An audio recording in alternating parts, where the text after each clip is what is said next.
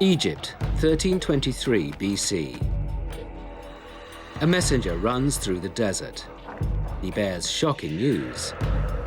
The young pharaoh, Tutankhamun, is dead.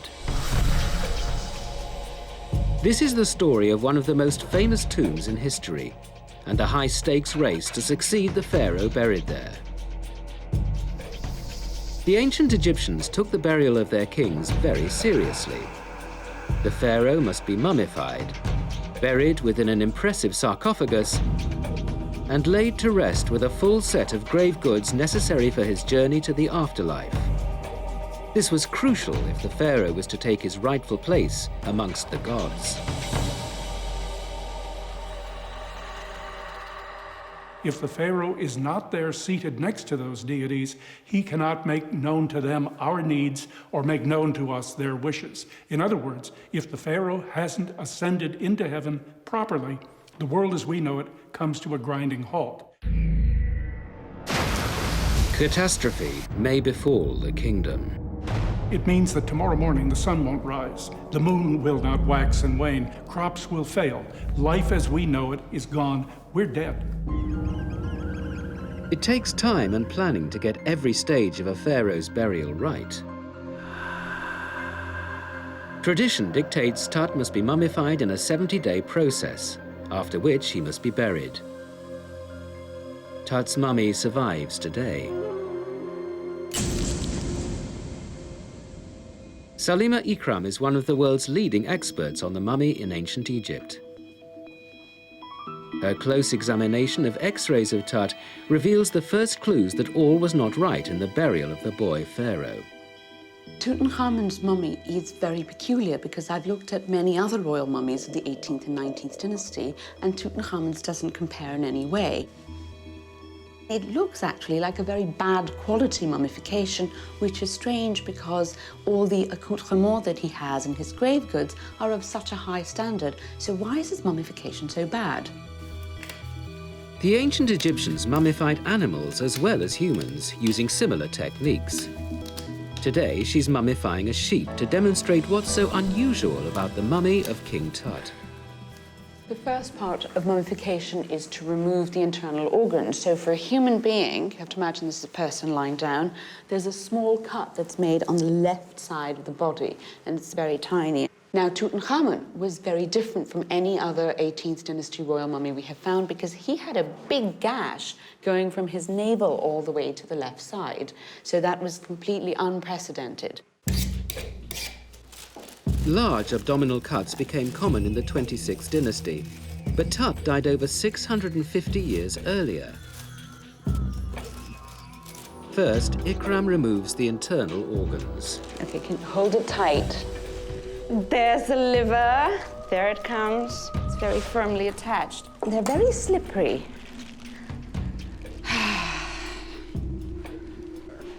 Thank you. Okay, you need a lot of upper body strength to pull things out. There they come. All of those lovely internal organs spilling out the way they're supposed to. Those are bits of the lungs. And the heart we will leave in the body. This was imperative. The heart needed to be present in the body for the moment when the pharaoh's soul was weighed and granted everlasting life. A second surprise. In X-rays of Tut's mummy, there's no sign of a heart. We don't think there is a heart in the body, but of course there was so much resin-filled linen packing, it might be obscuring the heart. So either it's missing or else it's very well disguised inside the body cavity, and either way, that is very unusual for an 18th dynasty royal mummy. Once removed, Tutankhamun's viscera were embalmed, wrapped and interned in these miniature gold coffins.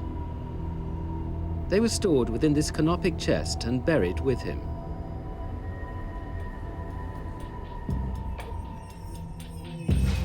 After evisceration comes desiccation. Ikram must clean the carcass and dry it out. Like the sheep, Tut would have been washed with water and palm wine to disinfect the body. She packs the cavity tightly with bags of natron, a naturally occurring mix of salt and baking soda. Then she covers the whole body completely. Little pillow for the sheep. The body is left to dry out for 40 days. The natron pulls all moisture and fat from the body. Here again, there are clues that the mummification wasn't done correctly. His body had already started to deteriorate, and it could have been that he died in a place where they couldn't immediately do this kind of operation because he didn't have natron. This leads Ikram to an interesting hypothesis. Was Tutankhamun killed in battle, or did he die somewhere in hunting or whatever, but a long way from the Nile Valley? So he didn't have immediate access to trained embalmers. They might have done the best they could and rushed him back to the Nile Valley.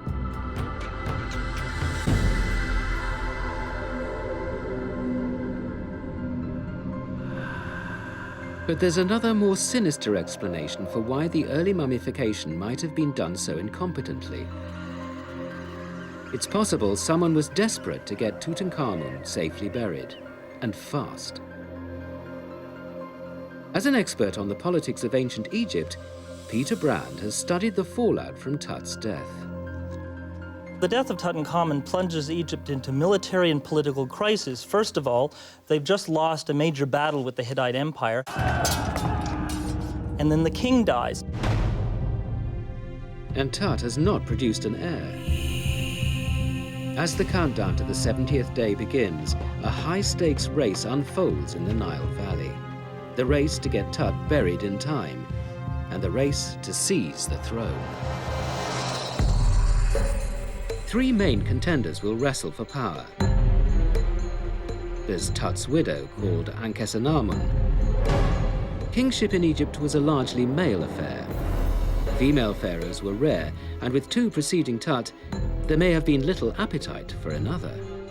Tutankhamun has limited political options. The only way she can continue her position is if she could somehow marry the next king. The second contender is Horemheb, the commander-in-chief of the army. Brand investigates his claim to the throne at Horemheb's unused tomb at Saqqara. His most important title as far as his military career is found right here in this wonderful little group of hieroglyphs. There's this funny little sign here that basically means overseer, and then there's a little figure of an Egyptian army soldier holding a bow in his hand, and then there's this bird here and this little hieroglyph here that is a mouth, and this spells out great overseer of the army, in other words, a kind of generalissimo, a supreme military commander of the Egyptian army. And Horemheb's power and influence extends even further. He is also given some very high honorific titles. He's called here the Great One of the Great One and the Big One of the Big Ones. He's called the Deputy of Deputies and the Inspector of Inspectors, all to emphasize that he's really the highest official under the king.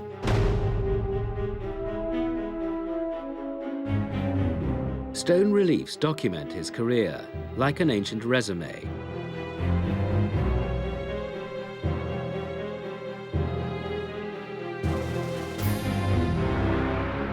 But the most important inscription here lies almost unnoticed in the back of the tomb. And it's this little group of hieroglyphs here, because what this tells us is that he's been appointed the heir apparent to the throne.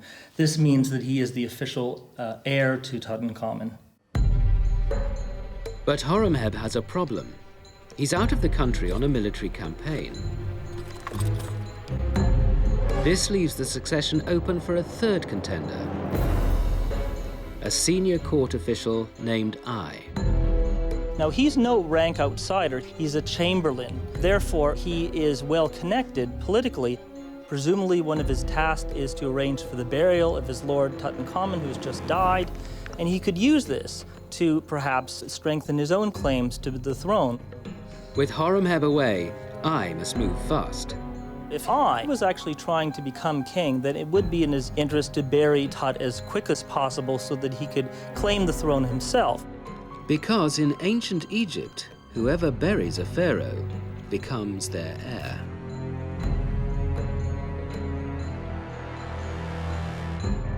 Tut is on his way to everlasting peace. but he leaves behind several rival factions. This would lead Tut's widow to make a momentous decision that would spectacularly backfire and plunge Egypt into further crisis.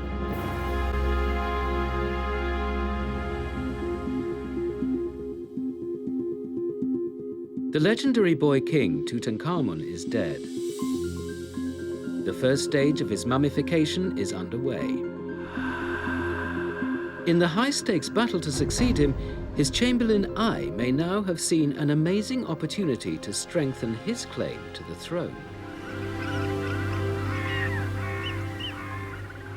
Since 1978, Kent Weeks has mapped all the known and accessible tombs in the Valley of the Kings. The story of Tut's tomb suggests Ai carried off a remarkable piece of political maneuvering. Weeks remembers the first time he went down into Tut's final resting place. Going into the other tombs, which I had done before visiting Tut, had prepared me to see something grandiose. Thousands of square meters devoted to this most famous ruler of all. This is what he found. A four-roomed tomb that's small, cramped, and unimpressive. You go in there and it really is very deflating. Walls undecorated, chambers barely big enough for half a dozen people to stand in. It was a real shock. Weeks was convinced such an unimpressive tomb was not built for Tut. There must be another tomb, fit for a pharaoh, elsewhere in the valley that Tut had planned for himself. This is the tomb we think might originally have been intended for the burial of Tutankhamun. It may have been a work in progress, but not yet ready to be occupied by him. Tut had ruled for 10 years. Tombs were usually commissioned soon after succession, so it's strange that Tutankhamun's tomb may not have been finished when he died. This is the stuff the Valley of the Kings is made of. It's limestone. Nearly all the stone in Upper Egypt is limestone.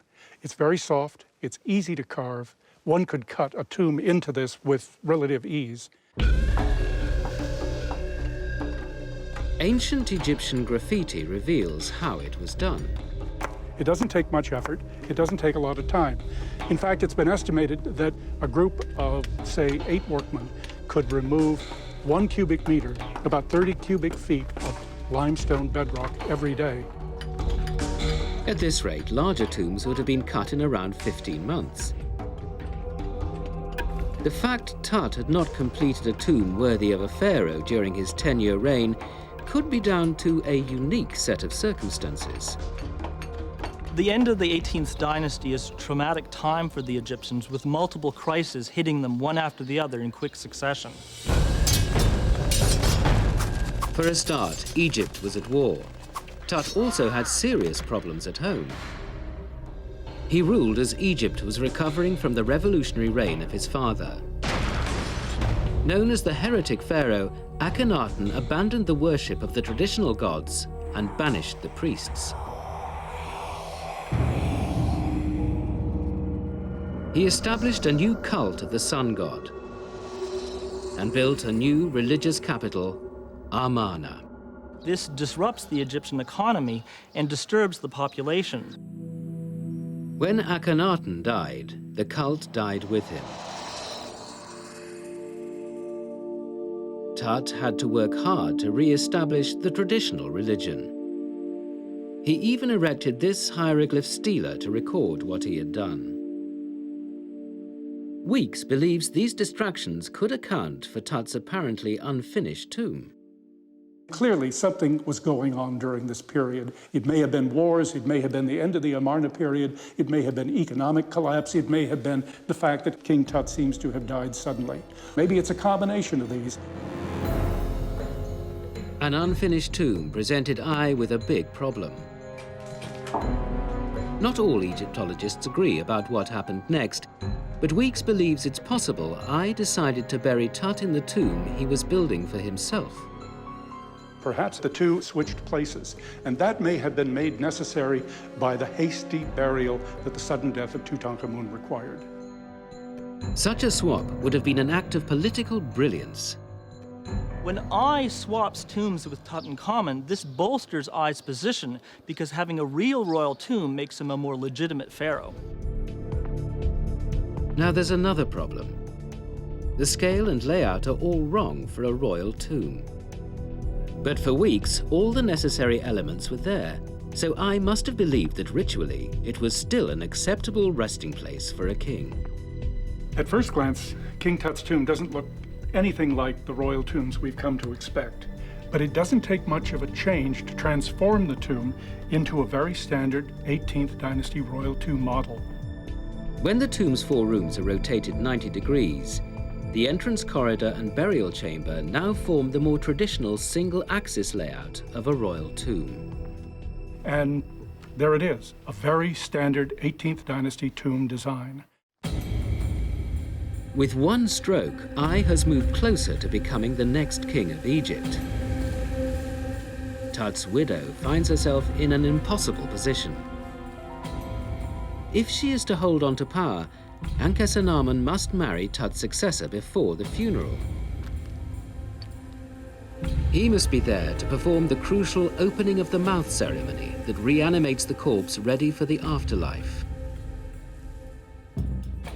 Ankhesenamun now makes a desperate diplomatic gambit to secure her royal position.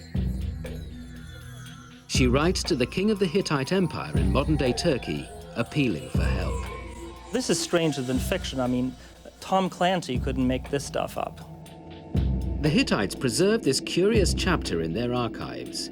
Peter Brand has made a detailed study. She basically says, my husband has died and he has no son, but they say that you, the Hittite king, have many sons. Won't you send one of them to me and he will become my husband and he will also become the king of Egypt? It's a dangerous gamble. The letter is sent at a time of foreign policy crisis because the Egyptian empire is fighting with the Hittite empire. Horemheb has the Egyptian army here at the border, and the Egyptians and the Hittites are fighting over this place here in Syria called Kadesh. And a desperate act.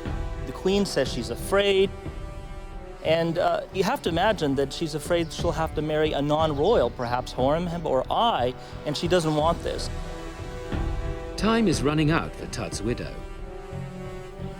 For her gamble to pay off, her letter must arrive before she has to bury her husband.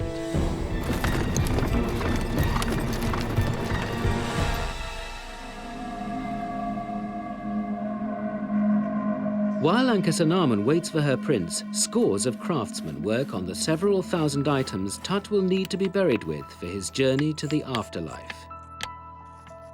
But Ai has hit another problem. Tradition dictates that Tut's coffin be placed inside a sarcophagus, and Ai doesn't have one.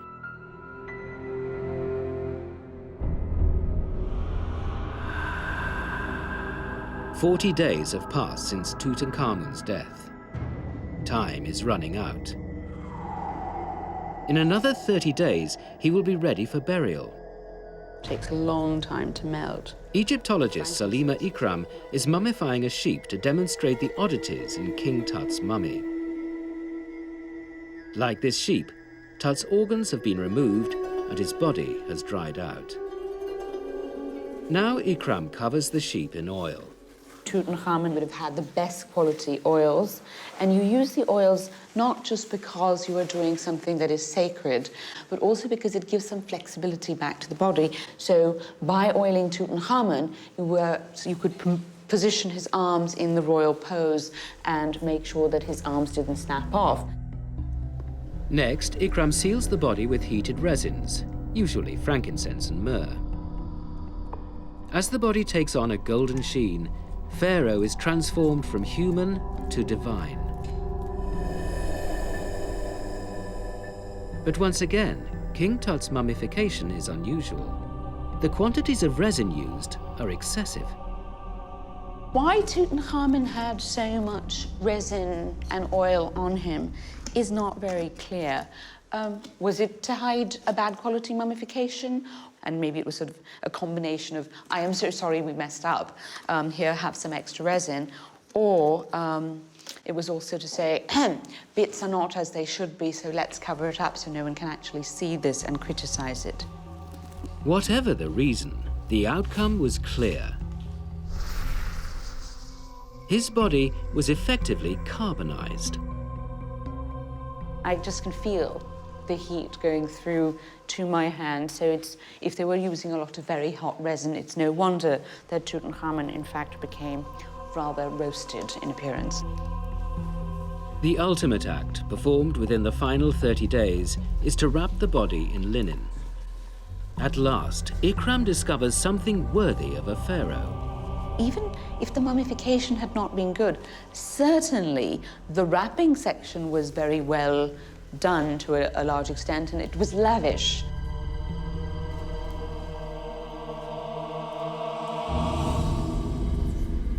The mummification of the sheep is complete. Tut's mummy will be laid to rest in a magnificent coffin of solid gold. His body is further protected by another 2 coffins, nesting one within the other. The 3 will lie within a stone sarcophagus in his second-hand tomb. By 1450 BC, royal sarcophagi were elaborate and intricately carved. Tuts is quartzite and a work of beauty. But experts Marianne Eaton-Krauss and Dennis Stocks have been examining it, and all is not as it seems. Could such an intricate work of art have been produced within the 70-day deadline? The answer may be found here, York Minster, England, the largest Gothic cathedral in Northern Europe.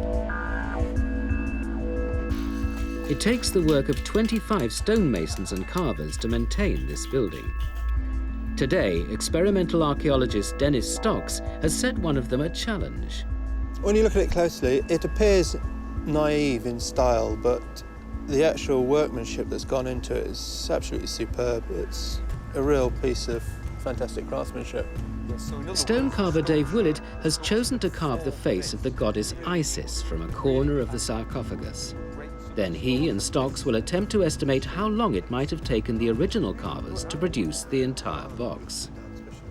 And if you look at the subtlety of the carving, so it's pretty round the eye, and certainly on the lips, absolutely beautifully worked. Yes. Where the lips curled over at the bottom, Yeah, that would take quite a bit of work to achieve that. It would, yes.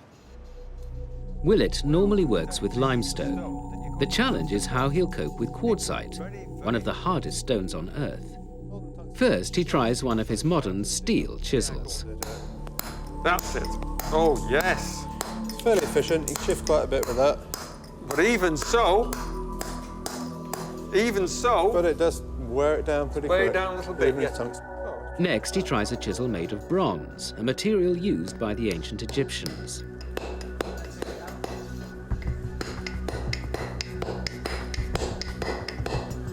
Hardly touches it. But Willett won't be using either of these tools. Stock's years of research on ancient stoneworking techniques suggests the Egyptians used chisels made of flint. Certainly more efficient than the That bronze. seems to be working very well. Compared to the bronze, it's brilliant. Yeah. Even on this very hard stone, it's quite clear that you really need a stone tool You to do. work stone. Yes, definitely. Willett gets to work. The goddess's face is carved in relief, so once sketched out, he must remove all the background. It promises to be a laborious job. Well, I think it's so different to use a tool made of stone rather than a tool made of steel that he's going to find it quite challenging at the beginning until he gets used to it. I think he's going to have to learn to be a stonemason all over again. Back in Egypt, Marianne Eaton-Krauss is also investigating Tut's sarcophagus. For years, she's studied photographs, puzzled by inconsistencies in the carving of the 4-winged goddesses. These figures would lead her to an amazing discovery. If we start here at the head end of the sarcophagus, we can see the incredible amount of detail that has been lavished on these figures. We see the necklace, which has been done in relief. Here, even the knot shown in the strap of the dress. Also the navel, and the way the foot has been done and the anklets. But the foot end of the box is very different. We'll see the goddess Selkit, and we will see here many of the same details, but executed only in paint. And she has no navel. Well, it's quite clear that the head end is much more finished. The foot end has only been finished in paint in a rather hurried fashion. Back at York Minster, stone carver Dave Willett is beginning to understand why some parts are more finished than others. It's taken him 50 hours simply to take out the background and shape the face in relief. But he's discovering too how the ancient Egyptians may have produced the sarcophagus and what they went through to do it. Using the granite pounders, I think, is how they must have taken out larger areas, because it's so much more efficient than using the flints. But it's incredibly hard work, and they must have been absolutely exhausted and incredibly fit to be doing this all day. Experimental archaeologist Dennis Stocks is trying to estimate how long it might have taken to produce the whole sarcophagus. Before carving even began, his research suggests the ancient Egyptians would have first drilled out the interior of the quartzite block. By using tubular drills of copper with a bow to turn it, with sound abrasive for the drilling out, and with 3 teams working 8 hours a day, I think it would take about 536 days, which is equal to about 18 months.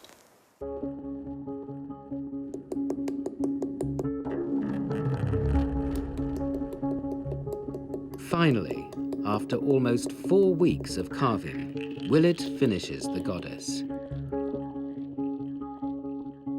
Hey! Wow!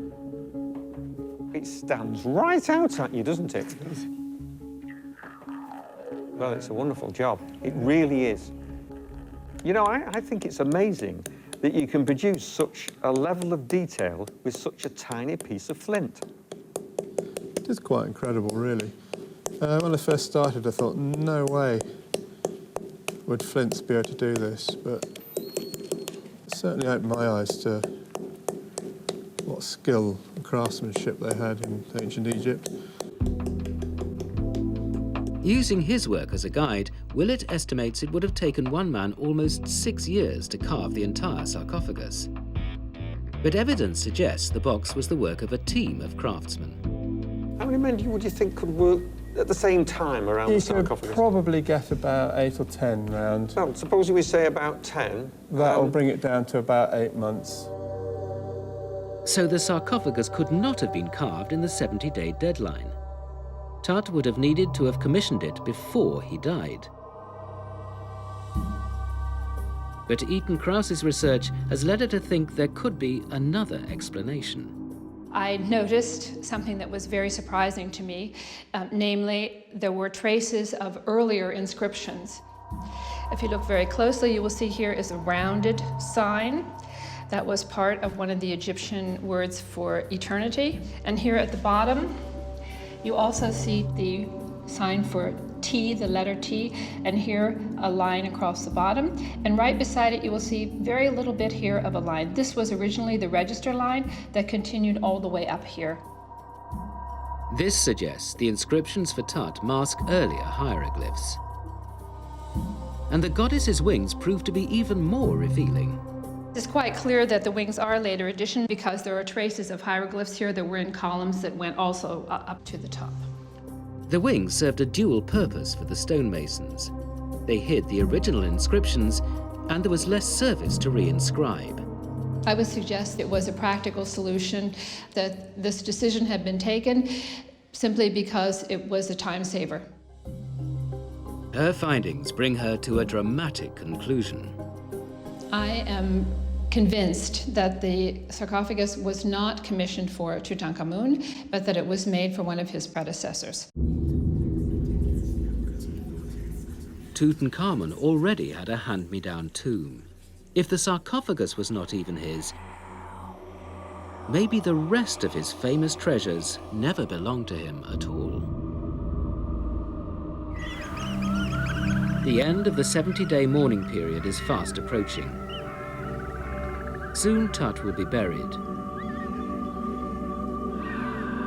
Tutankhamun is still awaiting news from a suspicious Hittite king.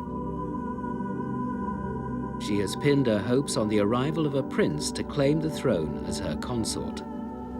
Finally, the Hittites are convinced that the offer is genuine, and they dispatch a prince to Egypt to marry the queen. But he dies mysteriously along the way, and the whole thing blows up into a diplomatic fiasco. The Hittites blame the Egyptians for the prince's death. Tutankhamun's gamble to secure a Hittite husband is a spectacular failure. The Hittite king orders a military attack on Egyptian territory in revenge. So instead of having a royal wedding and a peace treaty, you end up with a military fiasco, diplomatic fiasco, and poor Tutankhamun still doesn't have a husband.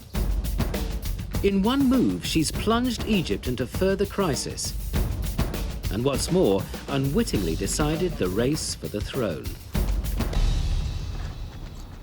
Throughout this whole crisis, we believe that Horemheb is on the ground somewhere on the Egyptian-Hittite border here in Syria, defending the Egyptian frontier against a Hittite counterattack. And this keeps him busy and prevents him from coming home until after the funeral. Now, only Tut's Chamberlain eye remains. At this point, it's game over for Queen Tutankhamun. She's not going to get a husband. But for I, the game may only just be beginning.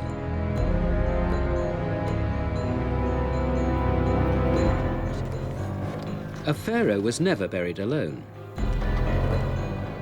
I must lay Tut to rest with the possessions and religious artifacts he needs to guide him to the next world. It must be done properly.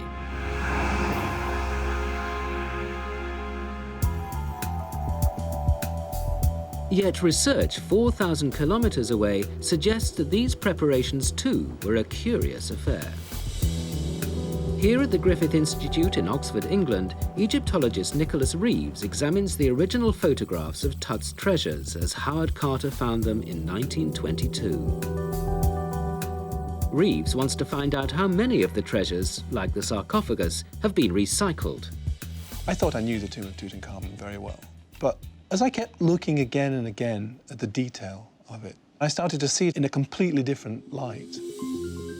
Reeves examines the many pieces of jewellery found in the tomb. He discovers that Tut's name, inscribed in oval cartouches, appears to replace another, and the accompanying titles are not his either. These first two hieroglyphs are the epithet Heka Nefer, good ruler. Heka Nefer. It never seems to be an epithet which is used by Tutankhamun himself.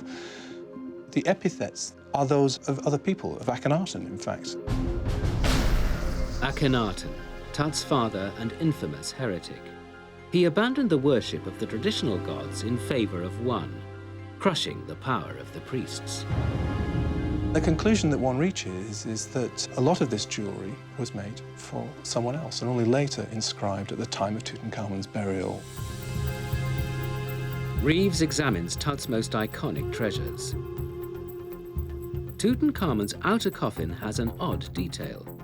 It has these extraordinary lappets added at the front in a braided effect. This unique headdress was sported by only one man, Akhenaten. And Reeves finds evidence of changed cartouches on the second coffin. But his most dramatic discovery concerns Tut's iconic death mask. Reeves is intrigued by a line of prominent solder. Of course, this might be a manufacturing feature. This is how they produce these things, but I think not. Then he examines what the mask is made of. The inlays of the wig are of blue glass, but the inlays of the mask are of lapis lazuli. This suggests to me an alteration, an updating of the mask. This leads him to an astonishing conclusion. think we can be fairly sure that this is the face of Tutankhamun. However, having said that, I don't think that the mask itself was made for Tutankhamun.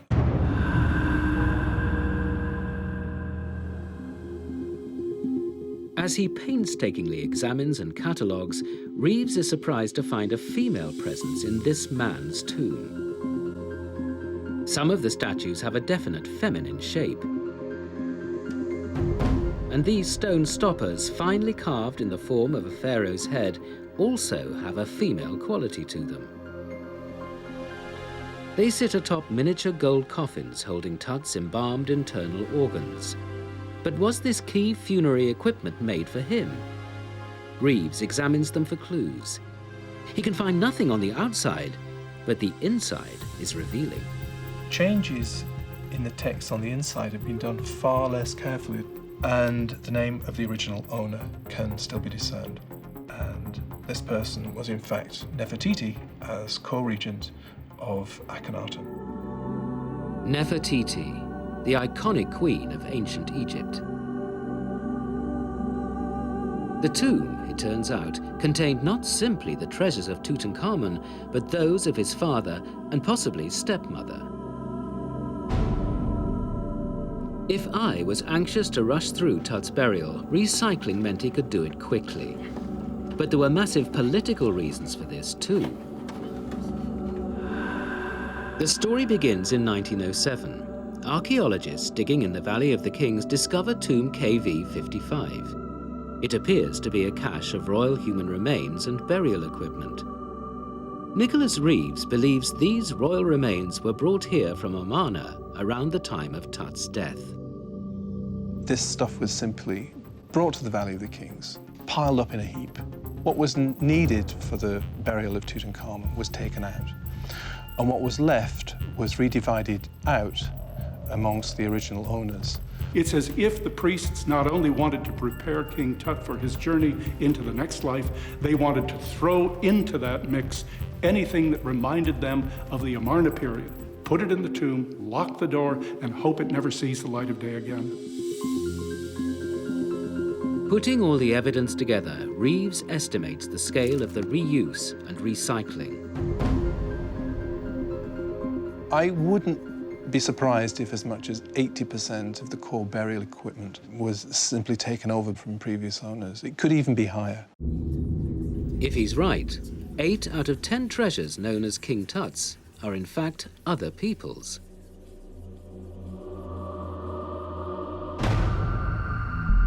The Egyptian Museum, Cairo. Here, standing in line, are the 4 famous gilded shrines from the tomb. This one is the size of a large SUV. They fascinated Egyptologist Zehi Hawass for years. The shrines are the most amazing artifacts found in the tomb. They protected the mummy. The king is resting in peace. The shrines are part of the magical machinery needed to send Tut on his journey to the afterlife. But yet again, things are not as they should be.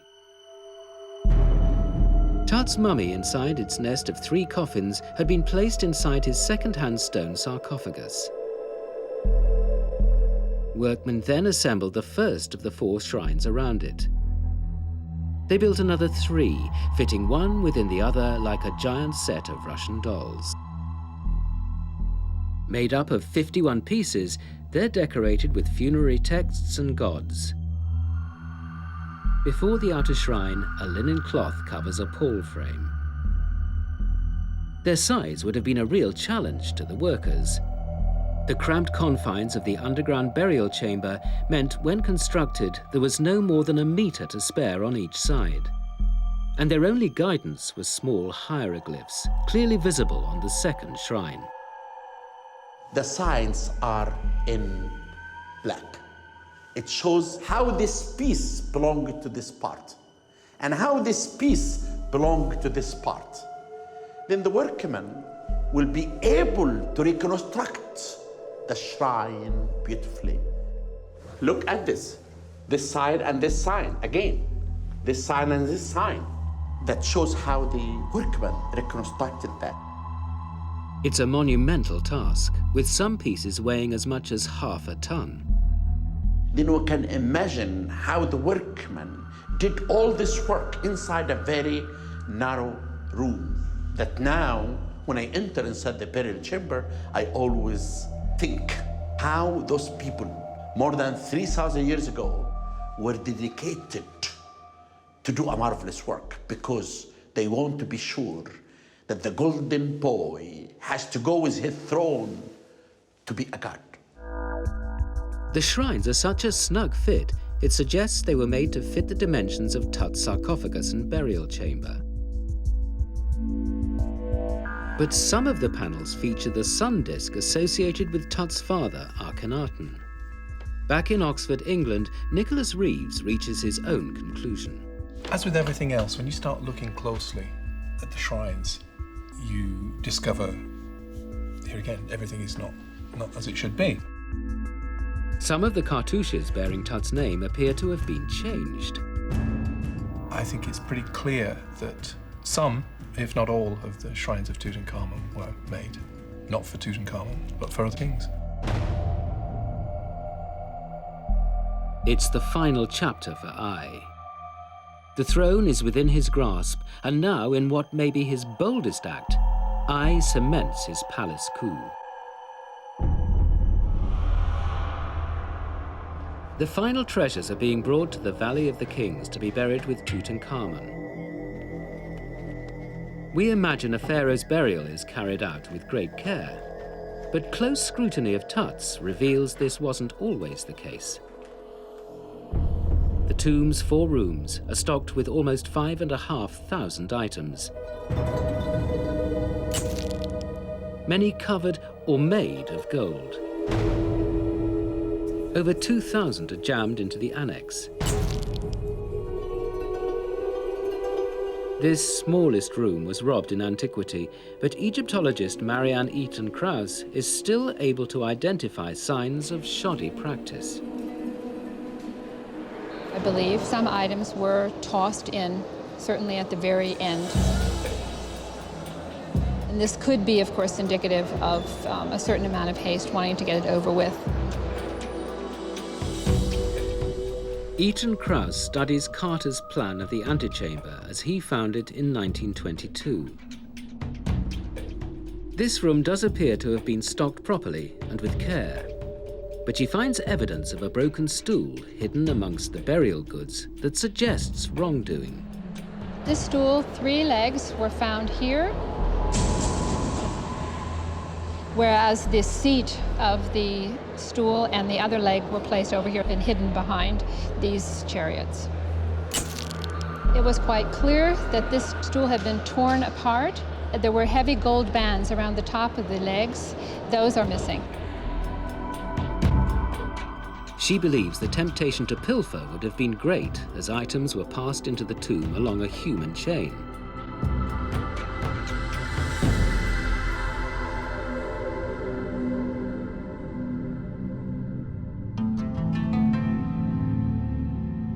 A key feature in any royal tomb are wall paintings, scenes from netherworld texts guiding the dead pharaoh on his journey to the afterlife. This was one thing that couldn't be borrowed.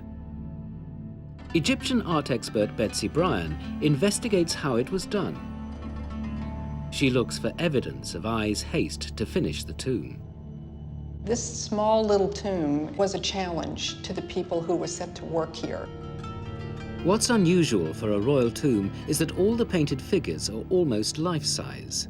They're much larger scale than you would have expected for a tomb this tiny. And that's really a reflection of their having very little time to do this.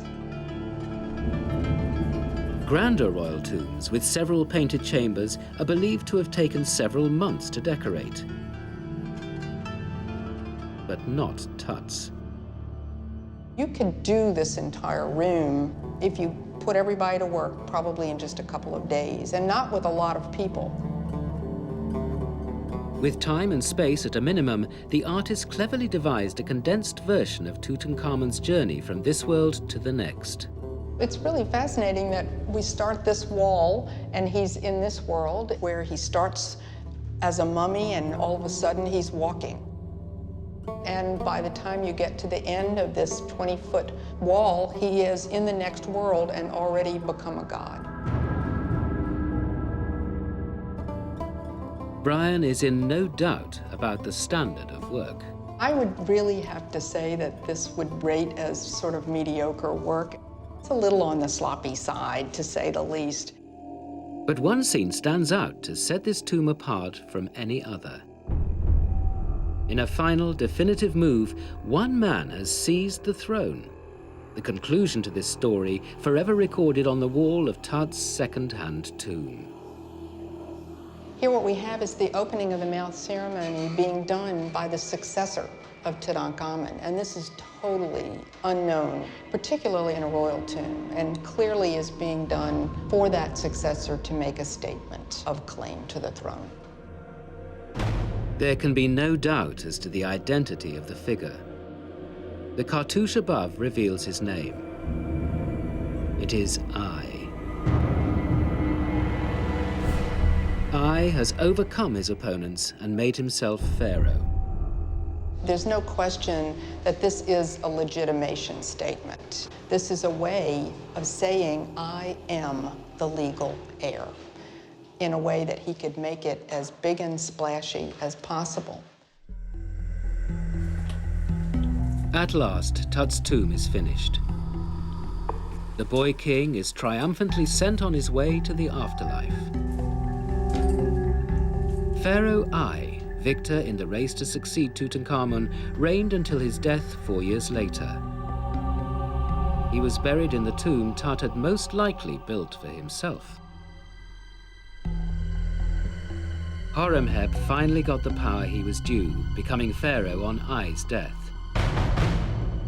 Perhaps in a bid to boost his own legitimacy, he systematically destroys almost every trace of I and Tutankhamun.